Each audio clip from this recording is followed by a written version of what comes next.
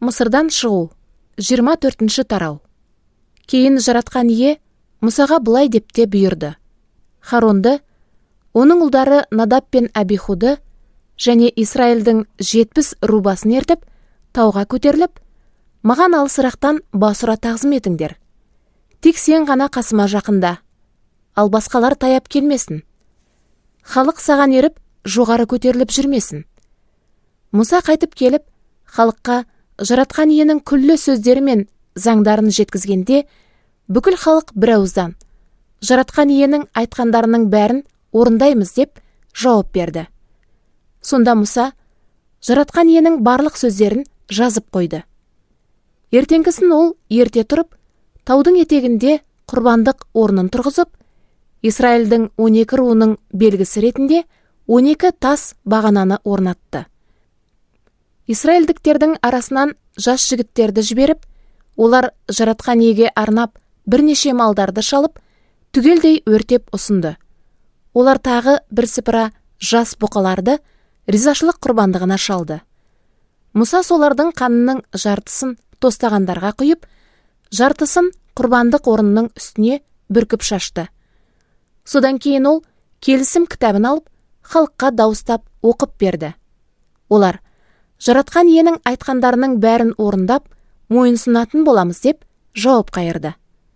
Содан Мұса қанды алып, оны халыққа бүркіп тұрып, бұл жаратқан иенің осы айтылған сөздердің бәрі бойынша өздеріңмен жасаған келісімін бекітетін қан деді. Мұса мен Харон, Надап пен Абиху және Исраилдің 70 рубасы жоғары көтеріліп, Исраилдің сыйынатын Құдайының аянын көрді. Оның табанының асты аспандай мөлдір, жарқылдаған саф көк асыл тас төселген алаңға ұқсады. Құдай Исраилдің үрім бұтағынан таңдаған басшыларына қарсы қол көтерген жоқ. Олар Құдайдың аянын көріп, оның алдында тамақ ішті.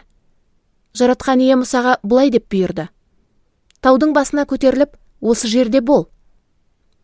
Мен саған халыққа үйрету үшін өзім ережелерім мен өсиеттерімді жазған тас тақташаларды беремін. Сонда Мұса көмекшісі Ешуамен бірге тауға көтерілді. Ал Мұсаның өзі ғана Құдай тауының басына шықты. Ол рубасыларға: біз қайтып келгенше осы жерде қалыңдар. Харон мен Хур сендермен бірге болады. Мәселелері барлар соларға жүгінсін деген болатын. Мұса көтеріліп бара жатқанда тауды бағаналы бұлт басып, жаратқан иенің нұрлы салтанаты Синай тауына орнады. Бұлт тауды 6 күн бойы жауып тұрды. 7-ші күні жаратқан ие бұлттың ортасынан Мұсаға тіл қатты. Исраилдің үрім бұтағының көздеріне жаратқан иенің нұрлы салтанаты таудың басында бәрін жалмап қоятын 30 бетті көрінді. Мұса бұлттың ортасына кіріп, таудың басына көтерілді.